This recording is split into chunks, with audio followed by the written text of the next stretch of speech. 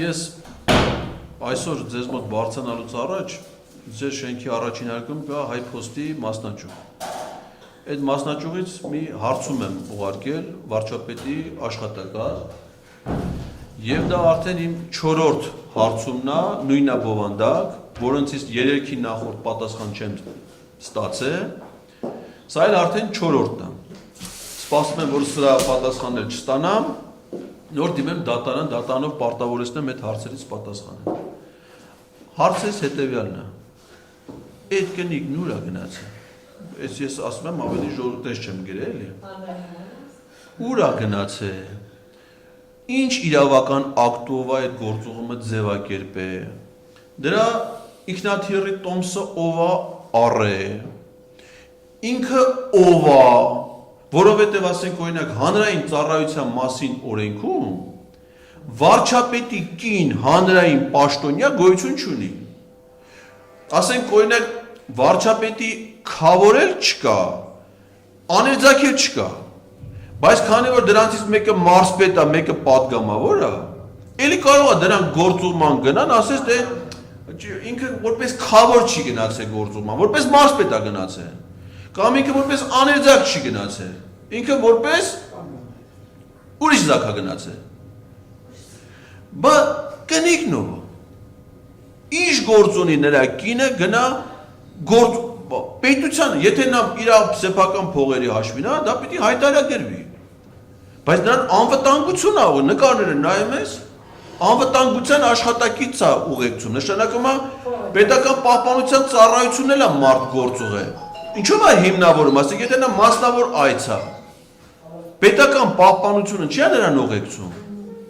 Հայաստանի դեսպանը, ինչի է, եւ սա արդեն գիտեք որ երրորդն է, իմ 4 հարցումները, մեկը վերաբերել է իր Ֆրանսիա կատարած այցելությանը, մեկը Շվեյցարիա կատարած այցելությանը, մյուսը Իսլանդիա կատարած այցելությանը, սա էլ Իրան կատարած այցելությունը։ Ընդ որում իր այցելության առաջին լուսանկարը հրապարակել է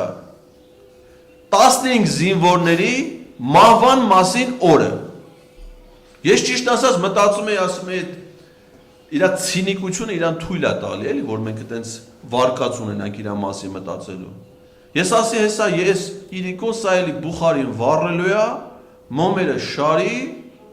նստի հերոստացույց նայի, ասի դե հիմա ինչ անենք, որը արեց Արցախի շրջափակման ժամանակ,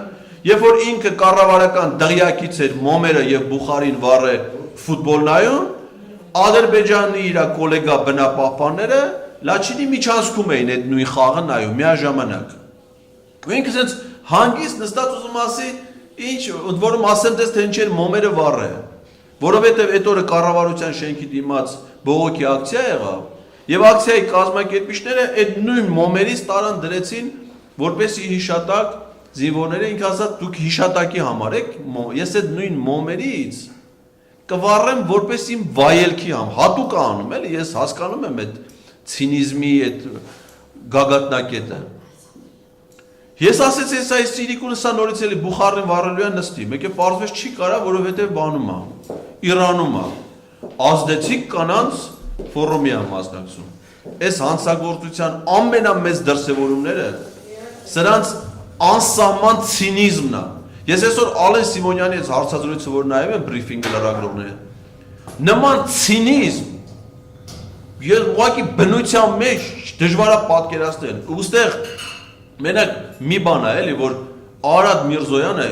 ինչքան դաժան է վարվում Ալեն Սիմոնյանի հետ։ Որովհետև նա մինչև հիմա Ալեն Սիմոնյանին չի հիշեցնում,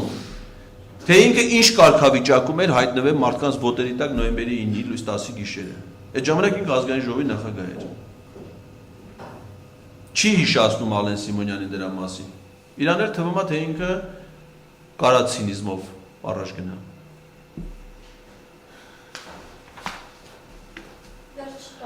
Շնորհակալություն այսօրվա